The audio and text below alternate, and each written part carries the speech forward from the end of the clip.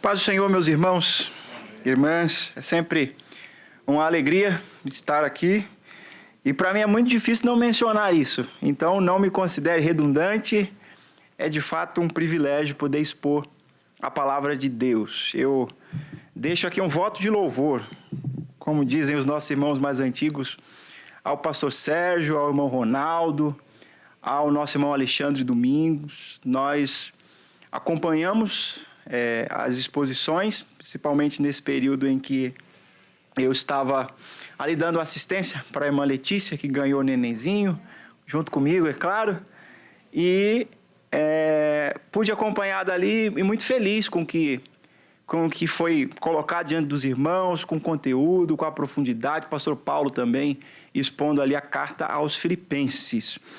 Hoje a gente começa a estudar mais uma carta da prisão. Nós vamos estudar essa carta aos Colossenses, a gente já passou por Efésios inteira, desde a fundação e até a carta que Jesus escreveu no Apocalipse, a gente passou por Filipenses, essa é a terceira carta da prisão. Como você sabe, falta mais uma, a carta de Paulo a Filemon, que é a próxima na sequência de estudos. Eu quero convidar você a essa reflexão e quero incentivar você a convidar outros irmãos a estarem aqui, a estarem se alimentando da palavra, sabe, igual Maria, assentada aos pés de Jesus. De vez em quando tem umas Martas assim, meio desconectadas, meio desapercebidas, que falam: o senhor não está incomodado que essa pessoa fique aí somente ouvindo as suas palavras? E aí Jesus diz o que para ela? Ela escolheu a melhor parte. Então, continue escolhendo a melhor parte. Você que está em casa, que está só acompanhando de longe, tem o conforto da casa, que é atrativo, mas tem a experiência da comunhão, a experiência do estar junto como povo de Deus, que é algo sem precedentes na nossa história. Então, vem para cá, participa com a gente do estudo agora da carta aos Colossenses.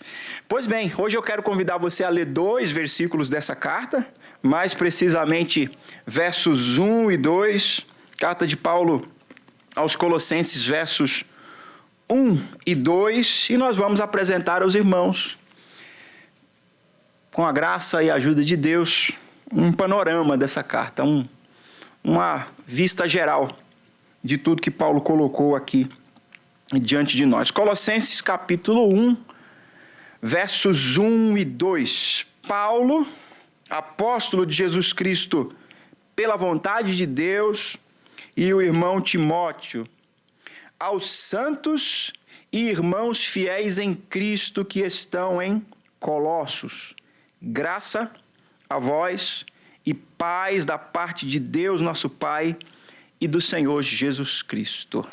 Amém. Vamos orar mais uma vez? Curve sua cabeça, sentado mesmo em seu lugar. Deus, nosso Pai, te agradecemos pelo privilégio de estar diante da Tua Palavra, te agradecemos por toda a liberdade a qual podemos desfrutar de abrir a Tua Palavra, de comunicar a Tua Palavra, de viver a Tua Palavra. Nós te agradecemos, Senhor, por teres permitido que esse livro sagrado chegasse até nós e transmitisse ao nosso coração a Tua Palavra. Diferente do que homens dizem, a Bíblia não é o esforço humano por encontrar a Deus. Ela é uma carta de amor do próprio Deus a cada um de nós. E por isso, Senhor, nós te glorificamos em nome de Jesus. Amém e amém. Como eu disse para os irmãos, eu quero hoje apresentar-lhes um pano de fundo dessa carta. A igreja de Colossos, ela foi fundada por ocasião da terceira viagem missionária de Paulo. Por ocasião da terceira viagem, mas não por Paulo. Ao que parece, à medida que a gente vai lendo a carta, a gente vai identificando que o Epáfras, cooperador do ministério de Paulo, é quem pastoreia essa igreja e é provavelmente aquele que a fundou, que a estabeleceu ali naquela cidade. principalmente porque Paulo vai falar àqueles irmãos, dizendo que aqueles irmãos nunca lhe viram o rosto. Essa é uma evidência muito clara, presente na carta, que nos mostra que Paulo não fundou a igreja de Colosso, no entanto, era uma igreja que estava debaixo do guarda-chuva apostólico, debaixo do cuidado paulino, debaixo, para usar um termo que não é muito comum, da tutela espiritual do apóstolo Paulo. É possível que Colossos tenha sido fundada a partir de Éfeso, que distava dessa cidade cerca de 60 quilômetros. E os estudiosos afirmam que essa igreja nasce por influência direta de Paulo, mas, como eu lhes disse, não por intermédio dele, e sim por intermédio do irmão Epáfras. Quanto ao pastor dessa igreja, Paulo se refere a ele como sendo companheiro de prisão. Provavelmente, em algum momento, o Epáfras também viu-se aprisionado por causa do evangelho ou por causa das muitas contradições que os judeus levantavam naquele tempo. Porque, como você sabe, das duas prisões que Paulo experimentou em Roma, a primeira foi decorrente de intrigas religiosas. Os religiosos judaicos não gostaram do fato de Paulo ter introduzido um gentio dentro do templo. Quando ele fala lá em Éfeso acerca da parede, do muro que foi derrubado, ele está falando que agora já não tem judeu, nem gentio, nem grego, nem escravo, nem servo, nem livre. Tudo é de Cristo. E você vai ver isso muito claro também na carta aos Colossenses. Então, a igreja nasce assim, o Epáfras se vê aprisionado em algum momento, também ali junto com Paulo. E sobre a localização dessa igreja, a gente já sabe que ficava a 60 quilômetros de Éfeso, mas vale acrescentar que ela situava-se ali na região chamada de o Vale do Rio Lico, região muito fértil, do crescente fértil ali na atual Turquia. Quanto ao conteúdo dessa carta, irmãos, é importante que saibamos que é de cunho muito aproximado da carta de Paulo aos Efésios. Vou propor uma experiência. Você precisa ler essa carta, já que você virá aqui por pelo menos mais 12 encontros, 11 ou 12 encontros, para estudá-la.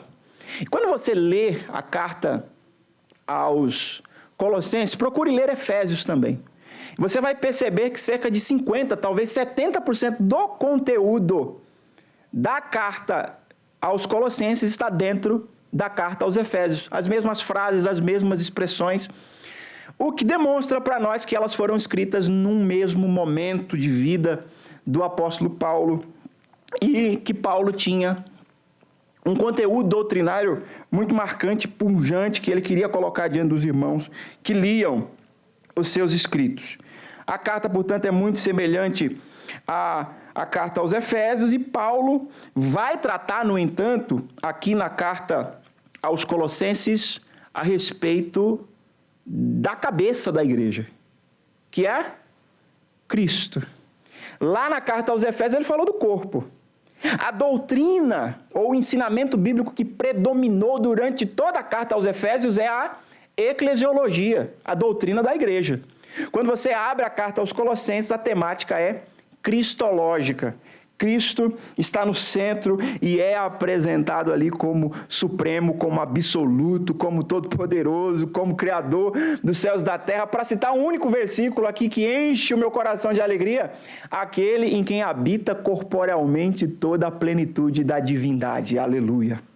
Quando você olha, portanto, para Jesus, você está olhando não para um homem comum, você está olhando para o Deus encarnado, o Deus que se fez homem.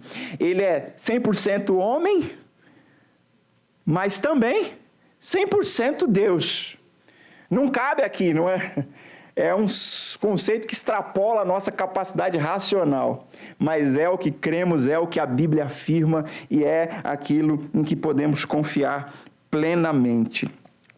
Se em uma carta a doutrina é a eclesiologia, na outra é a cristologia, e aí Paulo vai tratar desse assunto em Colossenses. Quanto ao pano de fundo da carta, nos parece correto afirmar que o Epáfras ele está enfrentando problemas doutrinários.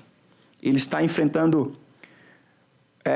problemas dentro da igreja de ordem doutrinária que confrontam os ensinamentos do Evangelho. E aí Paulo vai escrever tratando desses problemas. E a gente consegue perceber numa leitura da carta pelo menos 4 heresias. Essa palavra pode não ser comum para você, mas uma heresia é um ensinamento errado, é um ensinamento que se contrapõe o que a palavra de Deus estabelece como verdade. Quais são essas 4 heresias que aparecem aí no texto? A primeira delas nos parece apropriado chamar de filosofismo. O berço desse filosofismo, por incrível que pareça, era o judaísmo. E os seus adeptos criavam argumentos sofistas, argumentos aparentes, que Paulo vai chamar no versículo de número 8 do capítulo 2, você pode ver aí na sua Bíblia, de vãs sutilezas. É sutilmente inútil para a salvação, é sutilmente inútil para que o homem seja edificado, é sutilmente inútil, vãs sutilezas. Paulo trata essa questão, posto que essas ideias ali difundidas atacavam diretamente a chamada doutrina da iluminação, que conforme Agostinho de Hipona, seria uma ação divina unilateral sobre a nossa razão. Isso é uma definição da doutrina da iluminação. Deus agindo sobre a nossa razão. Isso é o Deus eterno em sabedoria e bondade, atuando na criatura mutável, temporal, racional e capaz de erros pecaminosos. A doutrina da iluminação propõe isso. E quando esses filosofistas vêm, eles querem desconstruir essa verdade de que a transformação real, perene, que acontece em nós é somente mediante ação divina. Então, pense você por um minuto.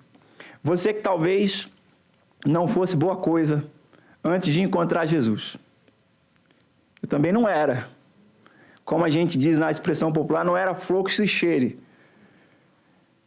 Pense você, aí você teve um encontro com Cristo. Você ergueu sua mão, você foi à frente naquilo que a gente chama de conversão. A sua vida foi transformada. Você não é tudo aquilo que você precisa ser e que deve ser, mas você sabe que você já não é aquilo que você era. Isso aconteceu decorrente do quê? Da sua autodisciplina? Do seu esforço por ser uma pessoa melhor e boazinha?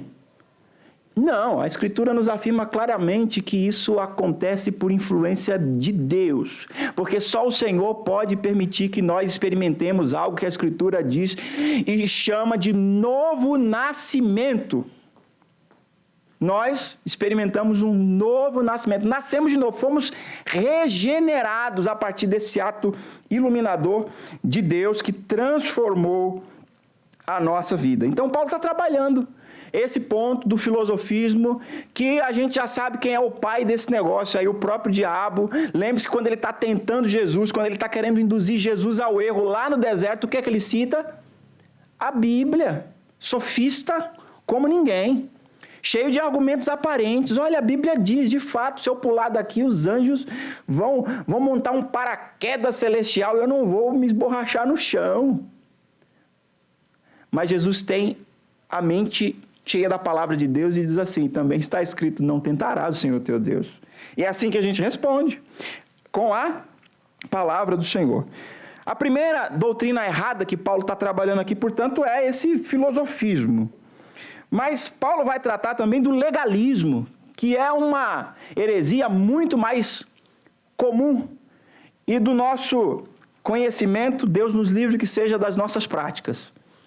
O legalismo é aquilo que também tinha o seu nascedouro no judaísmo, na lei, e que fazia com que no meio daquela igreja houvesse quem argumentasse em favor ainda da circuncisão, em favor da guarda do dia do sábado e da observância de não consumir certos alimentos. Você já comeu um camarão recentemente? Lá não podia.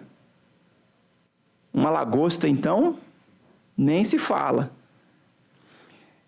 Esse legalismo está presente e Paulo também vai trabalhar esse problema na carta, e mais precisamente em 2:8 e 11, 16 e 3:11 da carta aos Colossenses. O problema do legalismo é, portanto, a confiança na lei como elemento necessário para a salvação, o que, por consequência, rouba o significado da morte de Cristo.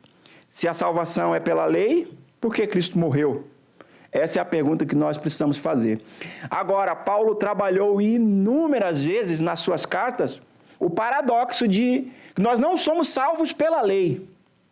Não estamos obrigados a guardar a lei, mas quem encontrou-se com Cristo não vive de qualquer maneira e sem lei. Isso é muito importante que seja dito, embora a fronteira que separa isso do legalismo seja muito tênue. Eu não sou salvo porque guardo a lei. Eu sou salvo e por isso a lei está no meu coração. Conseguem perceber a diferença, irmãos? Irmãs, é isso a que o Evangelho nos chama. A terceira heresia tratada por Paulo aí é o misticismo. Conforme 2:18, havia entre os irmãos quem estivesse disposto a prestar culto a anjos. Dá para acreditar nisso? Havia ali gente que tinha uma reverência descomedida, que atribuía ali uma importância ao mundo espiritual desnecessária e, mais precisamente, a seres angelicais. Você fala, mas isso aconteceu há muito tempo. Tem ocasiões aí recentes de gente que estava prestando culto a anjo, que a igreja tinha mais anjo do que gente, que tinha cadeira separada para anjo. E graças a Deus, irmãos, em Vila Nova eu não ouvi que essas coisas chegaram. Nós continuamos na palavra, nós continuamos guardando o Evangelho. É por isso que Paulo escreve aos Gálatas e diz assim, olha, se vier alguém ou mesmo um anjo dos céus lhe propondo outro Evangelho, se não esse que eu já lhes apresentei, seja maldito, anátema. Não levem em consideração. Então havia ali um misticismo, um exagero que nos nossos dias é muito valorizado, principalmente por aqueles que são neófitos na fé ou que não têm um conhecimento mais profundo no Evangelho. É por isso que tem muita gente que corre de um lado para o outro dizendo naquela igreja tem revelação, naquela igreja tem milagre, naquela igreja enfim, tem essas experiências místicas exacerbadas. E eu não estou dizendo que não aconteçam milagres ainda hoje. O Senhor continua fazendo. Eu não estou dizendo que o Senhor não possa usar alguém em profecia. O Senhor continua fazendo isso, mas parece que tem gente que vive na espiritosfera, que vive num mundo que eu digo assim, Senhor, eu não sou tão crente assim não. Tem gente que tudo é espiritual. E eu fico pensando que esse é um exagero perigoso. Porque, embora as experiências sobrenaturais sejam plenamente reconhecidas na Escritura, elas não são comuns. Elas não são banais. Não acontece com essa frequência com que muita gente diz que acontece. Então, tome cuidado com isso. Isso pode ser resquício das heresias do misticismo ainda presentes no dia de hoje. A quarta dessas heresias que Paulo vai tratar aqui dentro dessa carta é a heresia do ascetismo. Por definição, o ascetismo é a doutrina de pensamento ou de fé que considera a ascese, ou aquele que crê no ascetismo, que pratica o ascetismo, isso é a disciplina e autocontrole estritos ao corpo e ao espírito, um caminho imprescindível em direção a Deus, à verdade ou à virtude. Ainda se diz que há o conjunto de práticas e evitações, porque o asceta, ele diz isso não pode, isso não pode, isso não pode, ele é evitacionista. E aqui, nesse contexto, isso tinha a ver com o problema relacionado ali por Paulo de gente que dizia não coma isso, não toque nisso, não faça isso. E Paulo diz que isso é absolutamente desnecessário. Pelo contrário, Cristo é absoluto, Cristo é suficiente, Ele nos basta. Aleluia. É assim que Paulo trata as heresias presentes dentro dessa comunidade.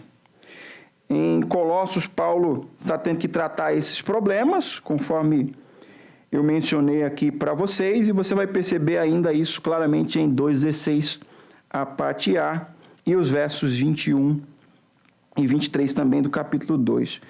E, de novo, todos esses erros, todos foram tratados por Paulo, à medida que ele apresenta a doutrina de Cristo como sendo suficiente, absoluto, soberano, entre inúmeros adjetivos que nós poderíamos atribuir ao Senhor, que estão revelados na palavra dele. Agora, a pergunta que a gente precisa responder hoje aqui é qual que é o conteúdo dessa carta, como está dividida e o que eu posso aprender nela. Então, eu vou passar com os irmãos aqui por todos os capítulos, mantenha a sua Bíblia aberta aí, acompanhe, interaja, fique à vontade para perguntar, para acrescentar, e ao final eu queria propor também algumas aplicações práticas que os irmãos vão me ajudar aqui a elencar a partir desse conteúdo. Então, no capítulo 1. No capítulo 1, a gente pode perceber aí 4 seções, 4 partes. O primeiro deles, nos versos 1 e 2, onde a gente encontra uma saudação, ou o prólogo da carta. Aquela abertura característica das cartas paulinas. Ele se identifica, eu, Paulo, apóstolo de Jesus Cristo, não sou apóstolo pela vontade de homem algum, não me auto-intitulei apóstolo, eu sou apóstolo pela vontade de Deus. E Paulo diz estar acompanhado de um irmão, que nós percebemos também estava acompanhado por ele lá quando escreveu, ou no momento que escreveu aos Filipenses, Paulo e Timóteo. Timóteo pode ser considerado coautor dessa carta. Ele apresenta aí nesse verso de número 2 o destinatário dessa carta. Para quem ele escreve? Aos santos e aos irmãos fiéis em Cristo. Aos santos e aos irmãos fiéis em Cristo. Citando aqui o reverendo Hernandes Dias Lopes, que nós já citamos outras vezes e consultamos quando construímos esse conteúdo para expor aos irmãos, ele diz assim que essa saudação santo nos parece estranha. Se eu digo assim, paz do Senhor santo, é muito provável que você me olhe assim torto e diga assim, eu não sou santo não. Mas, por definição, a palavra santo é separado. Aquele que separou-se do regime mundano para viver para Deus. Então, se você entregou a sua vida a Cristo, se você serve a Ele com zelo, você é santo. Você é santa em nome do Senhor Jesus. Agora, ele fala aos santos que também são irmãos e que também são fiéis. Ele não está falando a infiéis. Que são fiéis, que mantêm a fidelidade ao Senhor. E esses irmãos estão em um endereço, em Colossos, na cidade de Colossos. E Paulo termina essa saudação ali com uma bênção. Graça a vós, graça, favor imerecido da parte de Deus para vocês. E paz, a paz que excede todo entendimento, a paz que é o resultado da consolação que Deus nos dá no que diz respeito a uma consciência pacificada, que já não está debaixo daquela opressão de condenação do pecado. Por isso que quando Paulo escreve aos Romanos, ele diz que a paz de Deus nos reconcilia. A reconciliação traz ao nosso coração essa experiência de paz. Eu não tenho mais um medo da morte, da condenação, porque eu estou em Cristo. Sou listado como santo, sou listado como irmão fiel. Sou alvo da graça de Deus e, portanto, posso experimentar paz da parte de Deus mediante o perdão de pecados que Ele mesmo me concedeu em seu Filho Jesus Cristo. Aleluia. Nos versos 13 a 14, Paulo apresenta aí uma oração pelos irmãos em Colossos.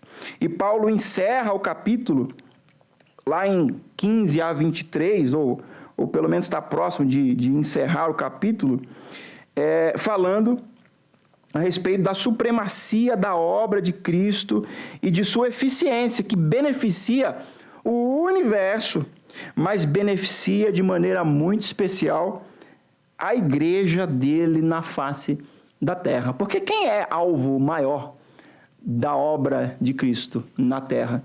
É fato que o universo inteiro recebeu o impacto da realidade de Deus presente aqui, mas quem é que vive esse benefício em primeira mão? A igreja. Você é alvo de todas as bênçãos espirituais, conforme a gente também leu na carta aos Efésios. Bênçãos espirituais ministradas sobre a minha e a sua vida nos lugares celestiais. E lá, mais adiante, Paulo conclui o capítulo falando da alegria em ter sido feito ministro de um mistério que estava oculto, mas que agora fora revelado. E Paulo diz: Cristo em vós, esperança da glória. Cristo em vós. Ele está dizendo aqui no fechamento desse capítulo, depois de orar, depois de falar da obra de Cristo, do que Cristo fez, de quem Ele é, que pela graça de Deus ele foi constituído dispenseiro, ministro do Evangelho. Foi revelado a ele um mistério que estava oculto, mas que chegou ao conhecimento de todos a partir daquele momento. Esse é o capítulo 1. Indo adiante aqui, irmãos, capítulo 2, Paulo vai abrir essa porção falando de suas lutas por aqueles que nunca nem mesmo lhe viram o rosto. Veja aí no verso de número 1 do capítulo 2, porque quero que saibais quão grande combate tenho por vós e pelos que estão em Laodiceia, e por quantos não viram o meu rosto em carne. É daí que nós podemos considerar que o Paulo não é fundador de Colossos, e sim Epáfras. E Paulo fala desses seus sofrimentos não com tristeza, não querendo que os irmãos tenham pena dele. Paulo fala dos seus sofrimentos com alegria, com senso de que vale a pena passar pelo que ele está passando para que os irmãos sejam consolados e estejam unidos e enriquecidos da plenitude, expressão que está aí na sua Bíblia, da plenitude da sabedoria ou da inteligência para conhecimento do mistério de Deus Pai e de Cristo.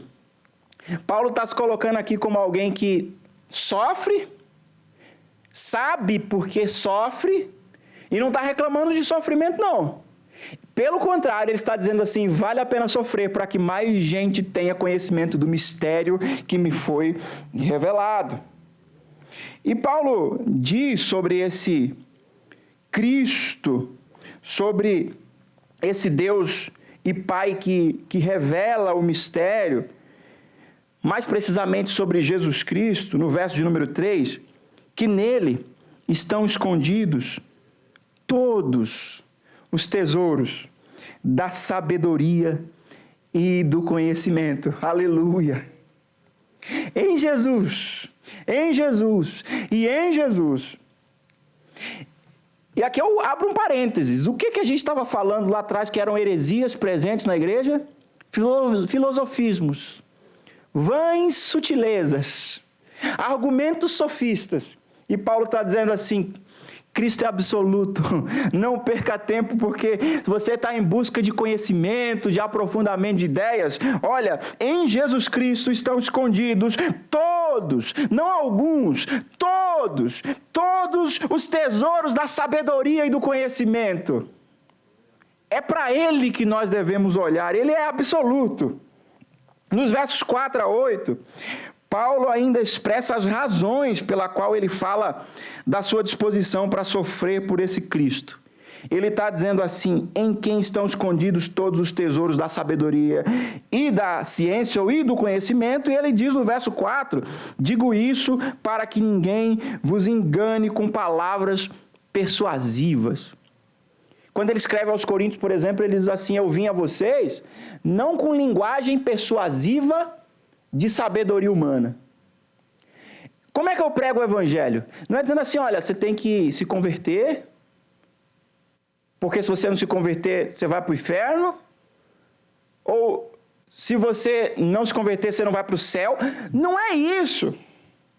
Ou apenas isso apresentado de uma maneira fria, vazia, com argumentos persuasivos que constrangem uma pessoa.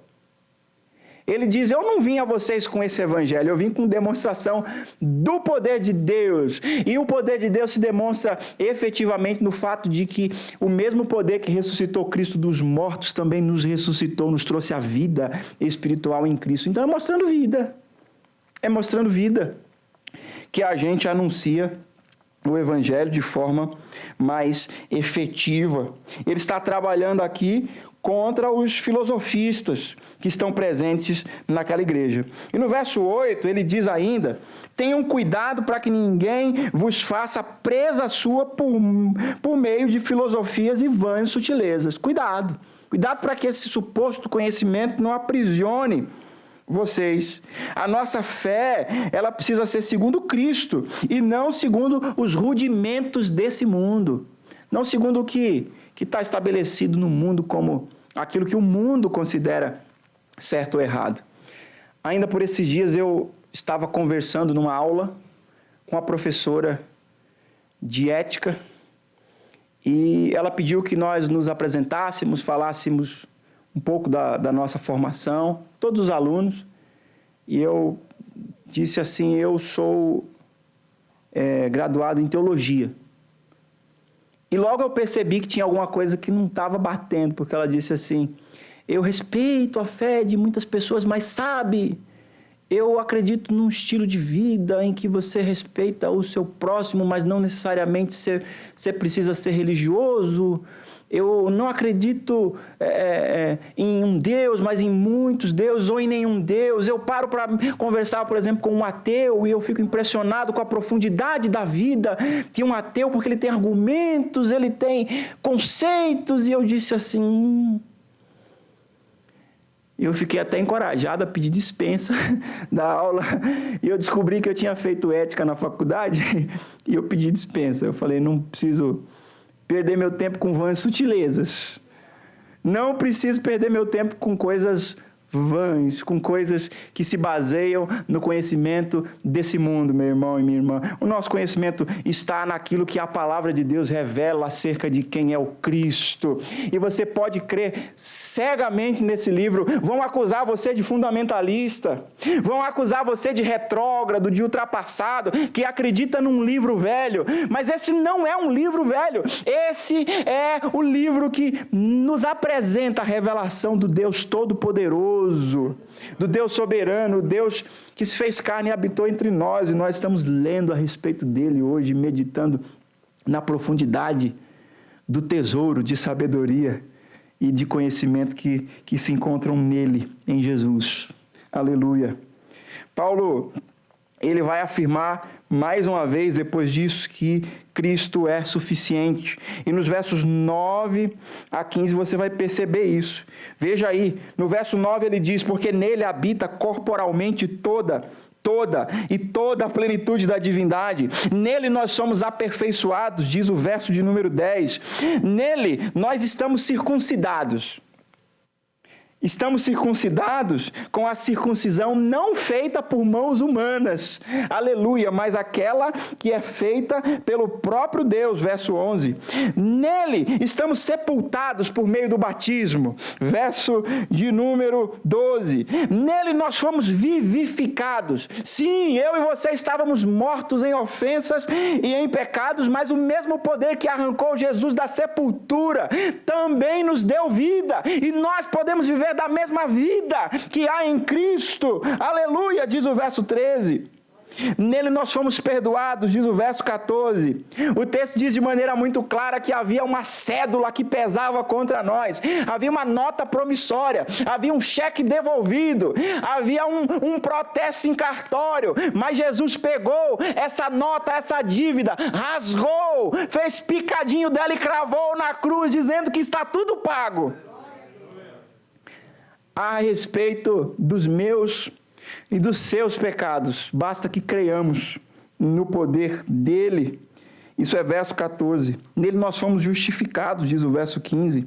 E Paulo vai então afirmar em 16 a 18, ninguém vos julgue, isso é, ninguém coloque sobre vocês um fardo que vocês não precisam carregar. Cristo é suficiente, aleluia. Cristo é suficiente. Só em ti, meu Senhor, só a ti recorrerei. Cristo é absoluto. Paulo vai dizer que ninguém vos domine, que ninguém coloque rédeas em vocês no sentido de dizer o que você faz ou o que você deve fazer para experimentar a salvação, exceto aquilo que você encontra no Cristo e a partir do Cristo revelado pelo apóstolo Paulo. Nos versos 20 a 23 desse segundo capítulo, ele vai deixar claro que nós estamos mortos com Cristo, por isso a lei ela não tem mais efeito sobre nós para nos condenar. Aliás, há uma expressão no latim que diz mors absolvit homines. A morte absolve a todos. Tem um processo tramitando na justiça. Morreu, o que acontece com o processo? Acabou. Então, o que aconteceu espiritualmente falando comigo e com você? Quando nós fomos batizados, há ali o símbolo de um sepultamento. E quando você emerge da água, há o símbolo de um novo nascimento. Eu e você morremos em Cristo. Aquela dívida que era contra nós já não é mais sobre nós, por conta da morte de Cristo, que é substitutiva. Nós fomos sepultados no batismo com Cristo. E por causa do perdão que Ele pode nos oferecer, uma vez que Ele morreu, mas Ele tinha algum pecado? Nenhum. Por isso Ele é primazia. Por isso Ele é primeiro a ressuscitar dentre os mortos. A morte não... Ele bateu lá e disse, mas você não tem pecado. Mas como é que você veio aqui? Pelo pecado dos outros. Então, já que eu vim aqui e não tinha pecado, me dá aqui a chave da morte e do inferno. Agora elas me pertencem. E é assim que o Senhor, na sua glória, no seu amor, Ele resolve o problema do pecado que é contra mim e contra você. É assim que termina o capítulo de número 2. Vamos para o terceiro capítulo. Capítulo 3. Nos versos 1 a 17, Paulo vai fazer aí inúmeras exortações aos crentes de Colossos. São aplicações muito práticas. A gente pode até dizer que começam aqui de maneira mais densa as aplicações de tudo aquilo que ele disse nos 2 primeiros capítulos. Está aqui a dobradiça da carta aos Colossenses. No verso 1 ele diz, buscai as coisas que são de cima. Busque as coisas que são de cima. No verso 2, a exortação é, pensai nas coisas que são de cima. Veja o verso 5, mortificai os vossos membros. Ou seja, não dê ocasião para o pecado, já que você está morto com Cristo. Verso 8, despojai-vos de tudo. Tudo o que, Paulo? Do que eu tenho que me despojar? O que eu tenho que tirar da minha vida? Tira a ira. Não viva irado. Isso não te faz bem. Isso não produz a justiça de Deus, conforme afirmou nosso irmão Tiago. A ira do homem não produz a justiça de Deus. A ira do homem não produz a justiça de Deus. Não é porque você vai ficar irado que Deus vai agir em seu favor. É mais fácil que o Senhor haja ao testemunhar a sua mansidão. Então, despoje-se da ira, despoje-se da cólera, despoje-se da maledicência. Gente que vive falando muito mal, sempre falando mal. Você encontra, ele fala mal de alguém. Meu irmão e minha irmã, olhe para a sua vida hoje, e a Bíblia está dizendo assim, despoje-se disso, porque isso não provém de Cristo. Despoje-se de toda palavra torpe, palavra inútil, palavra sem sentido, que não edifica. Isso é verso 8 ainda. Verso 9, não mintais uns aos outros. Versos 12 e 13, revesti-vos, pois, como eleitos de Deus. Note, despoje-se, tire a roupa velha. Agora ele está dizendo a partir do verso 12 e 13, revista-se, coloque uma roupa nova, revista-se como alguém que foi escolhido por Deus, como alguém que é eleito de Deus. E qual é a vestimenta de alguém que foi eleito por Deus? Ele se veste de misericórdia. Se Deus é misericordioso, eu quero ser misericordioso também. Tem gente que não merece a nossa misericórdia, não é? Mas não é mérito. Não é mérito. Tem a ver com graça, bondade, caráter transformado. Revista-se de benignidade, de humildade, de mansidão, de longanimidade. Sabe quem é alguém que é longânimo? É alguém que tem um ânimo longo, que não desanima por qualquer motivo, que não baixa a cabeça fácil assim para se lamentar ou para se lamuriar da vida. O longânimo é o que tem um longo ânimo, um ânimo espichado. Ele diz mais, perdoando-vos uns aos outros, como? Cristo vos perdoou. Qual é o padrão que eu devo imitar? Ao ser questionado quanto a quem eu devo perdoar ou não, imite a Cristo. E aí pergunte-se, Cristo deveria te perdoar? Aí não sobra ninguém para quem a gente possa negar perdão. E absolutamente ninguém. Ninguém e ninguém. Ninguém e mais ninguém. Ah, mas fez isso para comigo, eu não perdoo, irmão, perdoe. Perdoe.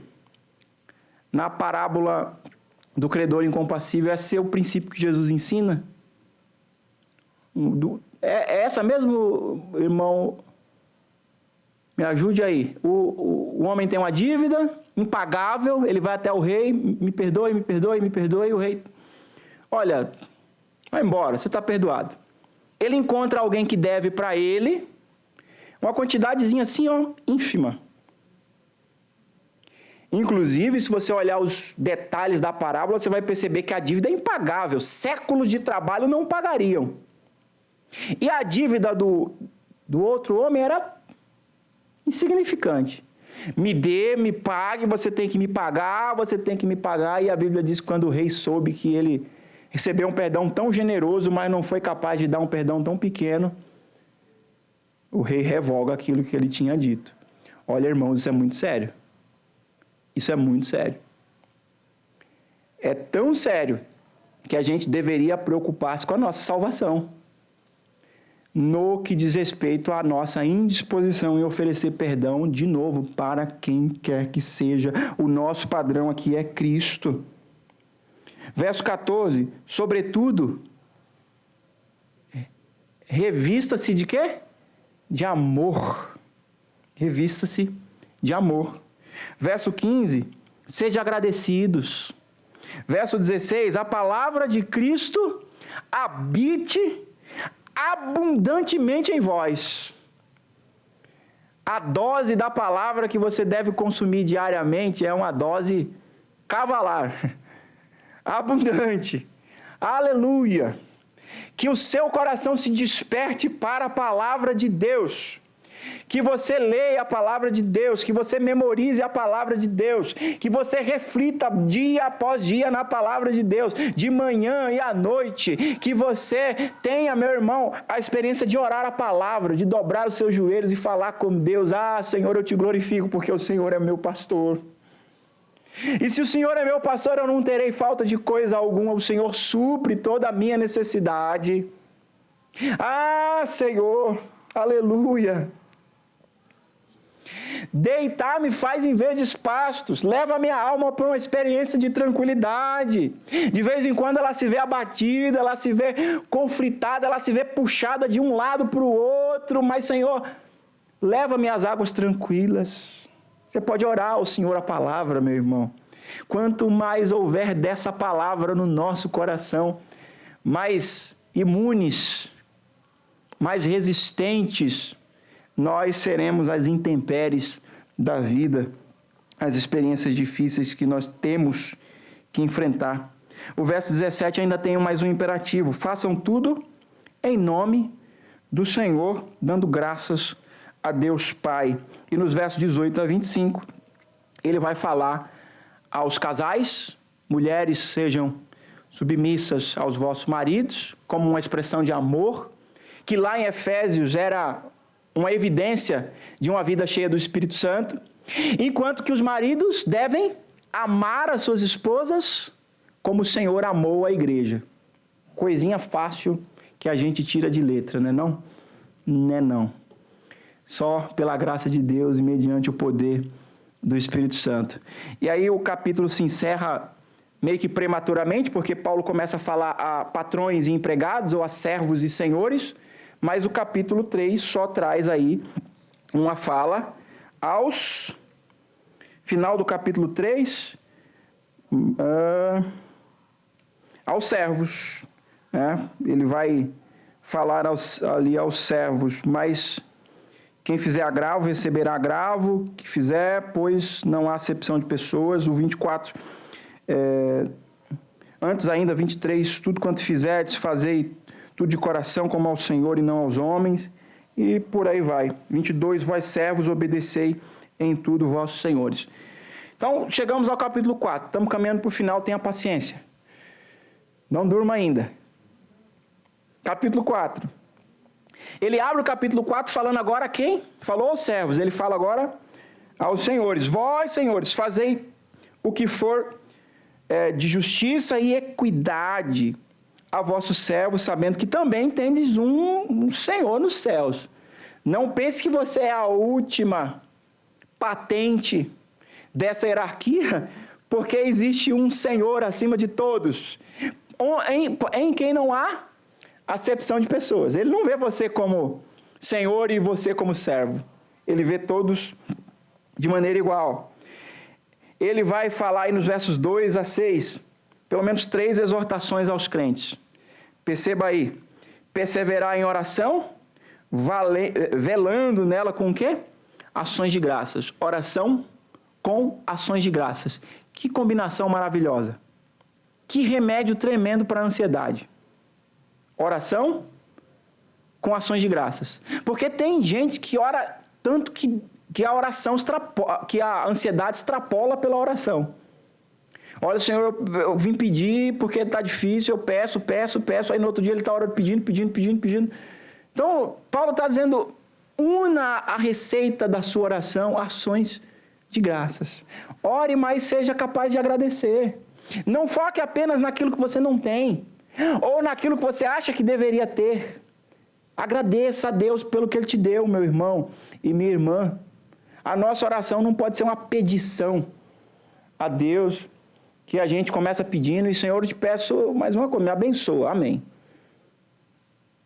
Não, meu irmão e minha irmã, é com ações de graças. É o que Paulo está dizendo aqui. Versos 5 e 6, a recomendação é que nós andemos em sabedoria. Ele vai explicar esse andar como sendo um andar remindo o tempo, com boa administração do tempo. Como é que se administra o seu tempo? Remindo o tempo porque os dias são maus, é uma expressão que você vai encontrar na Escritura. Remindo o tempo, no sentido de administrando adequadamente o que você faz do tempo que você tem. Por fim, a terceira exortação aí é que a palavra de vocês seja temperada, agradável e sábia. Um falar que glorifica a Deus. Paulo vai concluir a carta com algumas informações e saudações. Saudações especiais nos versos 7 a 18. Nessa porção ele vai citar, saudar, mencionar vários irmãos, demonstrando que ele era um homem de relacionamentos profundos, que valorizava pessoas que estavam à sua volta. Deixa eu te dar aqui alguns exemplos. Versos 7 e 8. Tíquico e Onésimo ficam incumbidos de uma missão, dar notícia de Paulo aos irmãos. Esse Onésimo, ele é chamado de amado. Ele é, inclusive, o motivo da carta a Filemon. Olha aí o Onésimo, o escravo. O Onésimo era de Colossos, portanto, já que Paulo está escrevendo aos Colossenses. No verso 10, ele deixa uma saudação a Aristarco e a quem? João Marcos. Quem era João Marcos? Sobrinho de Barnabé. João Marcos, ainda aqui sobre Aristarco, ele informa que Aristarco estava preso com ele, e ele recomenda João Marcos, demonstrando que aquela rixa da primeira viagem ficou para trás. Você lembra o que aconteceu na primeira viagem? Quem que estava na primeira viagem? Paulo, Barnabé e o sobrinho João Marcos, que é o escritor de Marcos. O livro de Marcos foi escrito por esse moço aqui. Aí o que acontece? O menino era novo, talvez enjoou ali com o movimento do barco, do navio. Eu vou embora.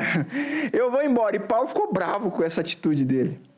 Na segunda viagem, Paulo juntou todo mundo, Barnabé disse, vamos, João está de volta à equipe, e Paulo fala assim, ele não vai. Ficou uma rixa ali. Tanto que João Marcos vai para um lado com quem? Com o Barnabé, o tio, e Paulo e Silas vão para o outro, vão parar lá em Éfeso, acontece aquela história que a gente leu antes aqui. Ficou uma ruga ali, um mal-estar. Mas olha o que Paulo está dizendo aqui tempos depois. Olha, eu recomendo aí João Marcos, porque esse irmão aí, ele é digno. Vocês, inclusive, receberam a orientação dele. Talvez Paulo esteja citando aqui o Evangelho de Marcos, não fui a fundo para saber, mas ele é útil para o Evangelho. Ele está sendo recomendado. Aleluia. No verso 11, Paulo inclui nessa saudação um irmão chamado Jesus. Jesus, chamado justo, e diz que ele é da circuncisão, ou seja, provavelmente um judeu convertido. Diz que esses são cooperadores e que para si tem sido consolação. Ô meu irmão e minha irmã, olha para mim aqui um segundo. Bem-aventurado o pastor que tem Jesus, chamado justo, do lado dele, que pode ser consolação, porque o pastorado às vezes é árduo, hein? Feliz o pastor que tem cooperadores com quem ele pode contar. Feliz o pastor que tem gente com quem ele possa dividir o coração. E após dividir o coração, ele não vai ter novos problemas, ele vai ter consolo e ele vai ter solução. Esse é o exemplo de Jesus, chamado justo. No verso 12, ele ainda registra uma saudação a Epáfras, que é identificado como dos vossos, dos colossenses, servo de Cristo, homem de intercessão pelos colossenses. Ele tem orado por vocês e é esperançoso que os irmãos fiquem firmes e sejam perfeitos e consumados em toda a vontade de Deus. Olha que desejo maravilhoso para o povo de Deus, que está registrado aqui nesse verso 12. Verso 13, Paulo dá testemunho de Epáfras, de que tem grande zelo pelos colossenses, e também pelos de Laodiceia e pelos de Hierápolis, que eram igrejas irmãs, como se fosse aqui Sede, Lorenzini, de Cico, muito pertinho uma das outras, 9 quilômetros, que aquele tempo lá, 9 quilômetros, era até um pouquinho distante, né? Mas, enfim, dá para dizer que eram próximas.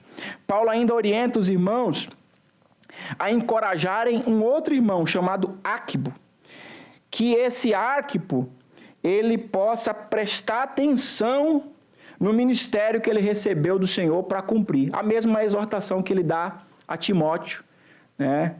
Que ele possa reavivar o dom de Deus, ao ministério que ele recebeu. Paulo assina a carta e ele relembra suas prisões antes de abençoar os irmãos. Ele diz: a graça seja convosco. Amém. Olha, você pode ir para casa dizendo que você já leu Colossenses. Passamos por toda ela. Como eu gosto de fazer, eu quero convidar você, nesses 5 minutinhos aqui, a algumas aplicações práticas, que você pode, inclusive, me ajudar. O que você aprende dessa carta? O que te salta aos olhos quando você tem contato com esse conteúdo que eu acabei de apresentar para você? Você pode falar que eu vou repetir e nós vamos pensar um pouquinho nessa sua proposição. O que você aprende com essa leitura? Um de cada vez, irmãos, por favor. Pode falar, irmão Dagoberto, por favor. Verdade. Tem um chamado a se despir do velho e se revestir do novo, a andar com a vestidura de um cristão, que não é o terno, que não é o vestido, ou a saia, ou a gravata.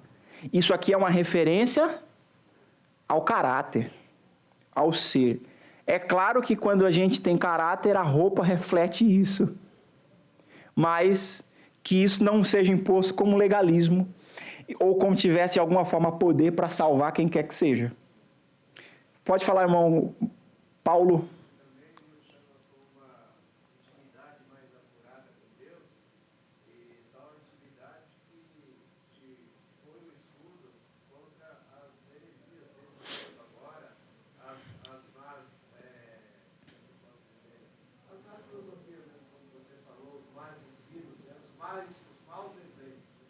Exato.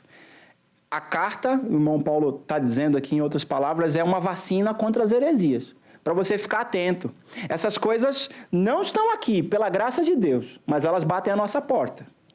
De vez em quando aparecem uns desavisados, irmãos, trazendo umas coisas novas, umas novidades, trazendo umas coisas assim que parece que acabou de sair do forno. Deixa eu lembrar uma coisa para você, esse evangelho tem mais de 2000 anos.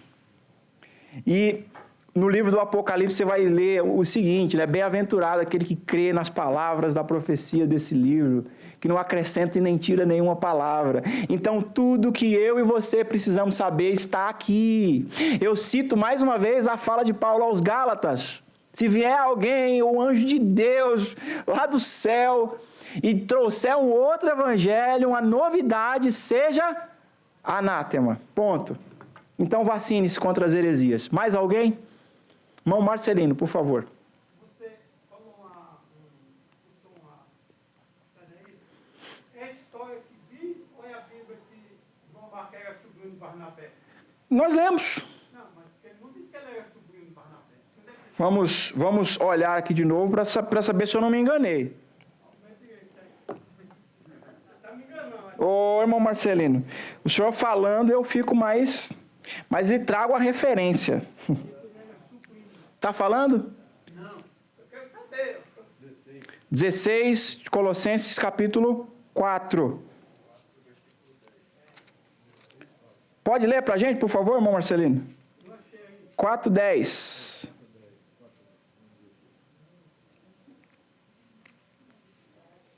Primo de Barnabé. Fala primo de Barnabé. Primo, eu troquei a palavra, é isso? Eu falou que ele é sobrinho. A sua versão está primo? Olha lá, é um conflito de versões. Usa atualizada. Um conflito de versões. Ele era primo de Barnabé. Meu compromisso é trazer para vocês um ponto na próxima vez que estiver aqui, limpando esse detalhe, tá bom? Porque, não, isso como ensino, né? Claro, irmão, fica à vontade. A gente está esclarecido, né? Fica à vontade. Mas percebemos que tem duas versões aí, tá? Agora a gente vai saber qual é a real. Isso, exatamente. Apesar que também é sabido que nessa época meio que não havia distinção. Era uma coisa. Falava-se de primos, falava-se de irmãos, meio que se misturava. Então, limpo o ponto da próxima vez, mas fica aí a informação. Peraí, eu tô falando que não é pressão, não. Não estou me sentindo pressionado, não. É esclarecimento, né? Pra gente ter segurança, né? Por favor, e isso é importante que aconteça. Eu vou concluir aqui, irmãos, citando aqui as minhas colocações. Paulo escreve essa carta combatendo heresias. Então, fique atento e tome cuidado com toda a sutileza que propõe adição ao Evangelho. Não cabe mais nada aqui, está completo. O que você precisa saber a respeito de Deus já foi revelado, não tem nova revelação, não tem novo movimento, não tem tudo que adiciona é mistura e deve ser considerado por mim e por você como algo desprezível. Segundo, cuidado com sutilezas que propõem subtração à pessoa de Jesus. Se alguém vier para você e dizer assim, Jesus não é suficiente, você precisa de Jesus, mas precisa disso aqui também, precisa guardar a lei, precisa ter o conhecimento, precisa ter a revelação, é anátema.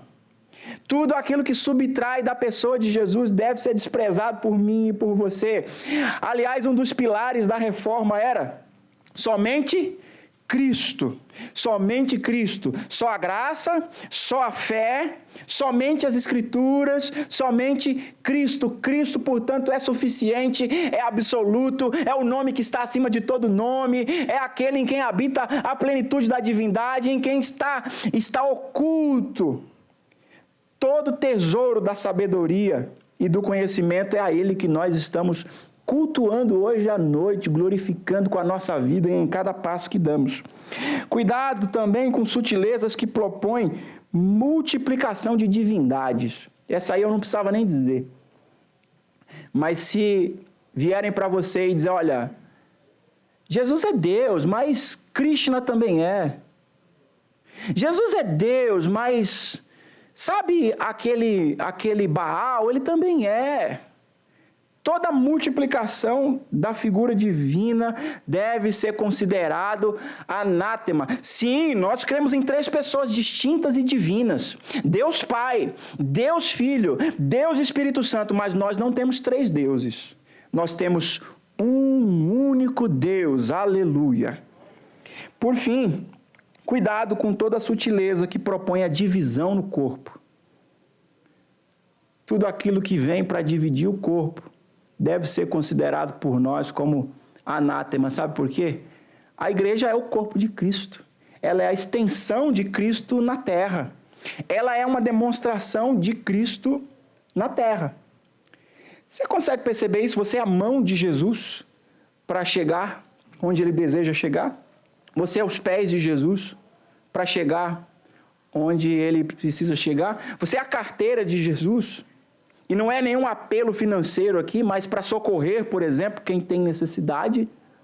Nós somos, portanto, corpo de Cristo, e qualquer divisão presente nesse corpo deve ser considerado anátema. Eu acabo aqui a minha fala, irmão Dagoberto.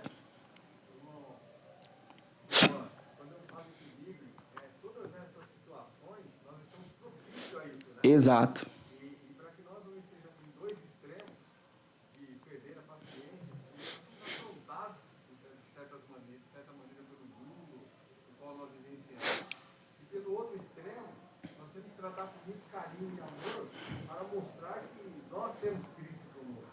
Sem dúvida. Esses 2 extremos, a gente precisa estar equilibrado, não para nós não perdermos a razão, para ganharmos e também não sermos enganados. Tem uma palavra que eu tenho citado bastante: legalismo. aquela coisa da lei, autoritarismo, algumas palavras, autoritarismo. Isso não cabe. A gente demonstra Cristo não é dando carteirada e nem dizendo para as pessoas que elas têm que se converter. A gente demonstra Cristo revelando o amor dele na nossa maneira de se relacionar com as pessoas. Pode falar, irmão Betinho.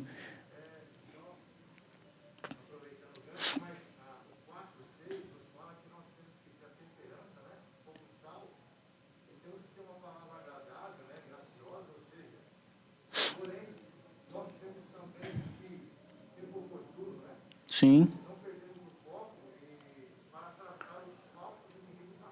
Exato. Temos que ter essa moderação, esse equilíbrio, mas não podemos ser omissos em defesa do Evangelho. Por isso que Paulo escreveu uma carta apologética para defender o Evangelho. Amém. Tem muita lição aí. Por favor, irmão Marcelino. A respeito da Trindade, eu tenho um sobrinho por parte de minha esposa, e ele é ancião da Testemunha de Jeová. E ele falou que nós cremos num Deus de 3 cabeças. O nosso Deus tem 3 cabeças. Pois é um engano, né? Terrível. Né? Por causa da Trindade, né? Uma falácia. Olha, como nós estávamos uma conversa muito rápida, e a conversa não era nem comigo, mas eu entendo que era do parentesco, né? Sim. E eu disse, não, eu estava nas conversas, tio, eu estava nas conversas. Essa é um erro bastante grosseiro de interpretação bíblica. Há esse extremo de dizer que são 3 deuses, assim como há um outro extremo do unicismo, que vai dizer que só Jesus é Deus e o Pai e o Espírito Santo. Não, aquilo era um teatro. Não existe o Pai e o Espírito Santo. São 2 erros nocivos ao extremo, que Deus nos ajude a entender. São 3 pessoas distintas mesmo. Né? Naquela passagem do batismo de Jesus, você vê isso claramente. Está lá o Pai, esse é meu filho amado, a ele ouvi.